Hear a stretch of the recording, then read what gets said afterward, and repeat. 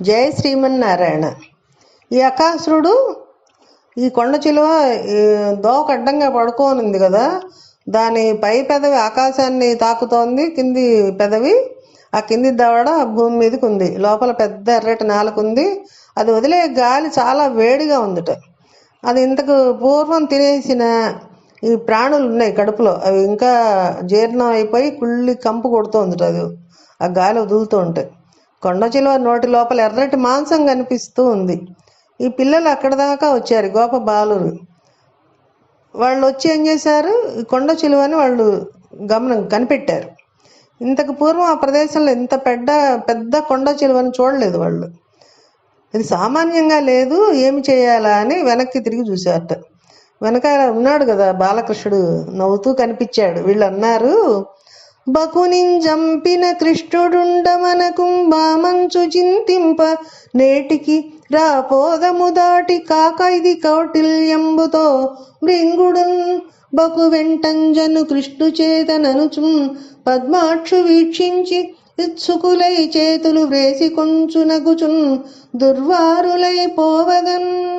ఈ పిల్లలు ఏమనుకుంటున్నారు, బకాసురుని చంపిన కృష్ణుడు మన వెనకాల ఉన్నాడు కదా, ఎదురుగా ఎంత కొండ చెలువ ఉంటే మనకేంటి, మనకేం భయం లేదు, రండి మనం వెళ్ళిపోదాం అని వాళ్ళు నవ్వుకుంటూ వాళ్ళ చిక్కాలని తెచ్చుకున్నారుగా అన్నీ పెట్టుకొని, మధుర పదార్థాలు అవన్నీ పెట్టుకొని ఆవుల్ని దూడలని ఎద్దుల్ని అన్నిటినీ కొండ చిలువ నోట్లోకి తోలేసి వాళ్ళు కూడా అందులోకి ప్రవేశించారట. ఆ కొండ చిలువ అఘాసురుడిని ఒక కృష్ణుడికి తెలుసు.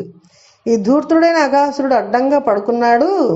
గోపబాలరావు నేనున్నానని ఈ గో సంపదతోటి అకాసుడు నోటిలోకి వెళ్ళిపోయారు. ఇది నా కోసమే, ఇంకా దవడలు మూసుకోలేదు కాబట్టి ఇప్పుడు వారందరినీ బ్రతికించడానికి నేను వెళ్ళాలి అని అనుకున్నాడు కృష్ణుడు. అని కృష్ణుడు దాని నోటికి వచ్చేసరికి వీళ్ళందరూ దాని కంఠం దగ్గరికి వెళ్ళిపోయారట. అది నాలుకను చుట్టి గుటుక్కున మింగేసింది. వాళ్ళు కడుపులోకి వెళ్ళిపోయారు. లోపల విషజ్వాలకి లోపల విషం మండుతూ ఉంది దాని కడుపులో. అదంతా విషమే కదా అకాసురుడు. ఆ విషం ధాటికి వాళ్ళు మరణించారనమాట. కృష్ణుడు దాని కంఠం దగ్గరికి వెళ్ళేసరికి అది కూడా కృష్ణుడిని మింగబోయింది. పైన దవడను నొక్కిందిట. అంతే, స్వామి ఏం చేశాడు, నిటారుగా పెద్ద స్తంభంలాగా అయిపోయాట. అది నోటికి నొక్కేసరికి స్తంభం లాంటి పరమాత్మ శిరస్సు దాని దవడను పొడుచుకొని పైకి వచ్చింది. అర్థమైంది కదా. అది నోటిని నొక్కేసరికి ఈ స్వామి నోట్లో పట్టలే, బాగా పెరిగేసరికి అది కిందికి నొక్కేసరికి దాని నోరు పట్టక స్వామి తల ఏం చేసింది, అది చీల్చుకుంటూ దవడను పొడుచుకొని పైకి వచ్చేసింది. ఈయన శరీరాన్ని ఇంకా పెంచాడు, దానికి ఊపిరి ఆటలే. శరీరం కృష్ణ పరమాత్మ పెంచాడు మొత్తం. దాని నోరు పట్టనటువంటి శరీరం పెంచేసరికి దానికి ఊపిరి ఆటల్లా గిలగిలా కొట్టుకుంది, అటు తిరిగింది ఇటు తిరిగింది. ఆ గిలగిలా కొట్టుకుంటూ ఉంటే దాని కడుపులో ఉండి మరణించిన గోప బాలుని ఆవులన్నీ చూశాట కృష్ణుడు. క్రూరవ్యాళ విశాల కుక్షిగతులన్ కోవచ్చ సంఘంబుతో గారుణ్యామృత వృష్టి చేత బ్రతుకంగా జూచి వత్సంబులున్ వారుందాను దదాస్య వీధి మగుడన్ వచ్చన్ ఘనోన్ముక్తుడై తారానీకము తోడ నొప్పసగున తారేసు చందంబునన్. అసుర సంధ్య వేళ, సంధ్యా సమయం, అసుర సంధ్య అంటారు. రాక్షసులు విజృంభించేటువంటి కాలం అసుర సంధ్య. ఆ సమయంలో నక్షత్రాలతో కలిసి ఆకాశమందు ప్రకాశిస్తూ ఉన్న చంద్రబింబంలాగా కేవలము తన కన్నుల నుండి తన కారుణ్య అమృత దృష్టిని ఆ చిన్ని కృష్ణుడు వాళ్ళ మీద ప్రసరింపజేశాట. తన అమృతమయ చూపుల్ని ఈ గో సంపదని ఈ బాలకుల మీద కృష్ణ భగవానుడు ప్రసరింపజేశాడు. అమృతాన్ని కురిపిస్తూ ఆయన చూపుల్లోంచి ఆ అమృతం దృష్టి పడగానే ఈ మరణించిన పిల్లలు ఈ గో సంపద అన్నీ కూడా బతికాయి అన్నమాట. ఆవులు దూడలు ఎద్దులు అన్నీ కలిసి జీవించాయి. అందరు కొండ చిలువ నోట్లోంచి యువతలకు వచ్చేసారు. బయటికి రాగానే వారు ఒక అద్భుతాన్ని చూశారట. ఆ పాము గిలగిలా కొట్టుకుంటూ ఉంది కొన ప్రాణంతో.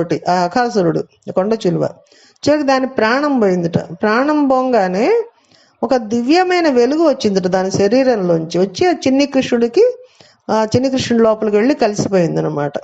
దీనితో ఇంత పాపపు రక్కసుడు మోక్షాన్ని పొందేసేట. ఎందుకని, కృష్ణుడు స్పర్శ చేత అతనికి ఉన్న పాపాలన్నీ పోయాయి.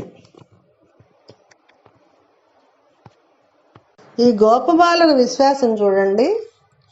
అంత పెద్ద కొండ చిలువను చూసి వాళ్ళు భయపడకుండా మన వెనకాల చిన్ని కృష్ణుడు ఉన్నాడు అని ఆయన మీద నమ్మకంతో వెళితే వాళ్ళ నమ్మకాన్ని ఆయన నిలబెట్టాడు. అయ్యో నా కోసం వీళ్ళు ఇంత ఆపదను కొని తెచ్చుకున్నారని ఆయన వాళ్ళందరినీ రక్షించేసాడనమాట. ఇప్పుడు ఏమైంది, అకాసుదర ఘట్టంలో గోపాల బాలురని ఈశ్వరుడు రక్షించారు. ఇది పరమోత్కృష్టమైన ఘట్టము ఈ కథ. ఇది మనందరికీ చిరస్మరణీయమై నిత్య స్మరణలో ఉండాలన్నమాట. అంటే మనకు ఎప్పుడు గుర్తుండాలి. ఎందుకని ప్రతిరోజు భగవంతుని యందు మనకు నమ్మకాన్ని కలిగిస్తుంది ఇటువంటి ఈ కథని, ఈ అకాసుర వృత్తాంతం. మనకు ఎంత నమ్మకం ఉండాలో, గోపబాలు ఎలా నమ్మారో అటువంటి నమ్మకం మనకు కూడా కలగాలని స్వామిని వేడుకోవాలి. ఇప్పుడు ఇంకో ఘట్టం వస్తుంది.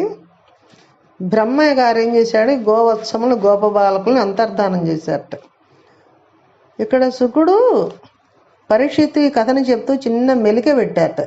దీన్ని కౌమార పౌగండ లీల అని అంటారని చెప్పాడు. మొదట 5 ఏళ్ల వయసును కౌమారం అంటారు, తర్వాత 5 ఏళ్ళని పౌగండము అంటారు.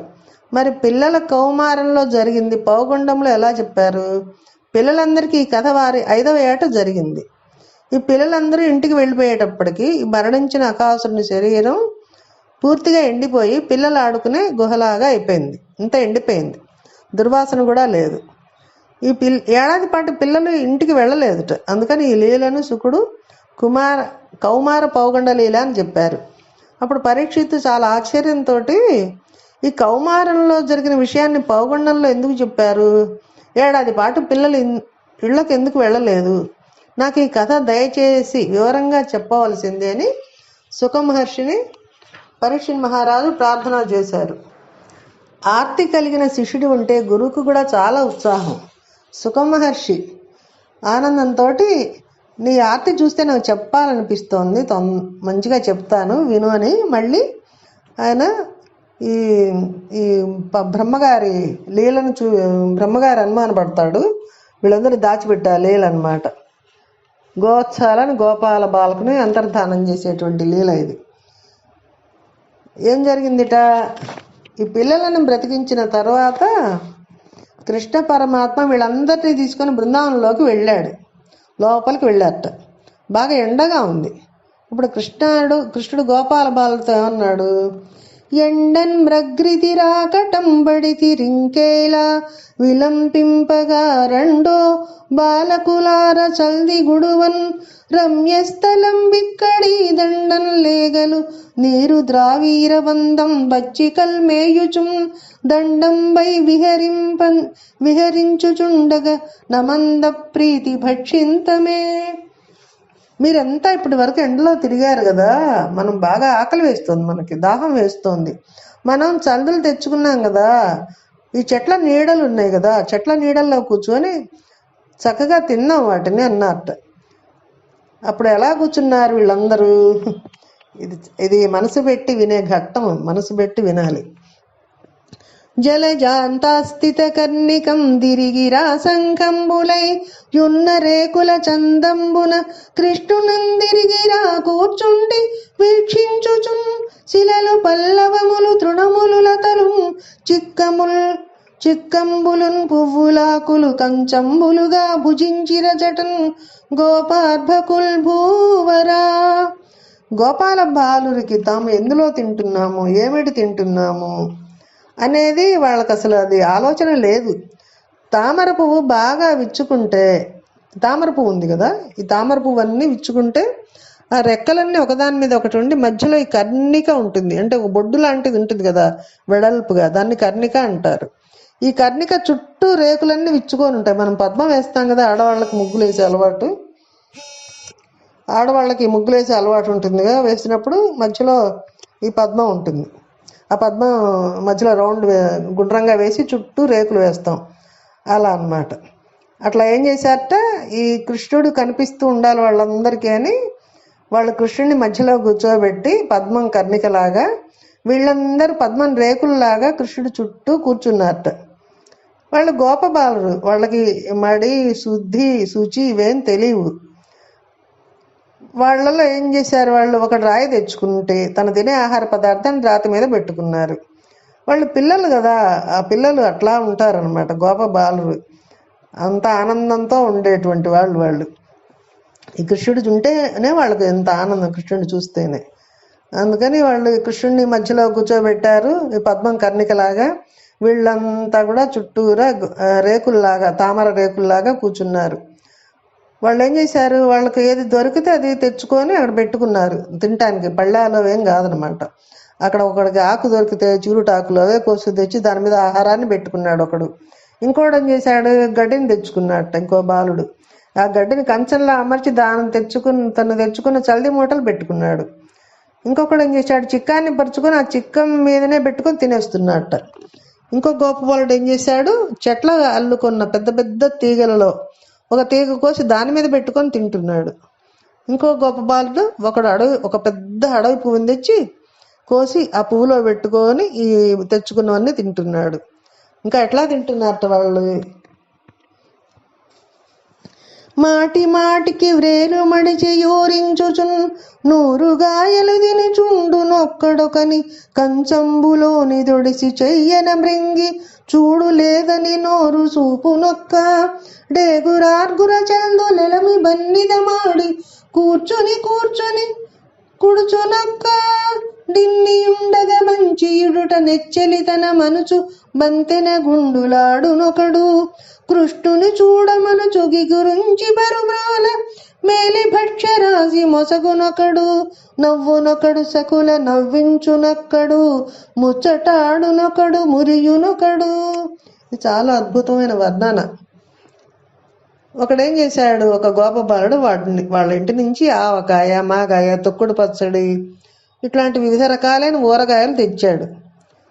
ఎడమ చెయ్యి పూజ ఎందు కానీ భోజనం ఎందు కానీ అది పనికి రాదనమాట వాడటం. కానీ ఆ గోపబాలుడు ఏం చేశాడు, ఈ చల్ది ముద్ద ఎడం చేతిలో పెట్టుకొని ఊరగాయ అన్నం తింటూ పక్కవాడికి ఊరగాయలను చూపిస్తూ ఊరిస్తూ ఉన్నట్ట. చూసావా, నేను వాళ్ళ ఊరగాయ తెచ్చుకున్నా పెరుగన్నంలోకి, ఎంత బాగుందో అని ఊరిస్తూ ఉన్నాడు.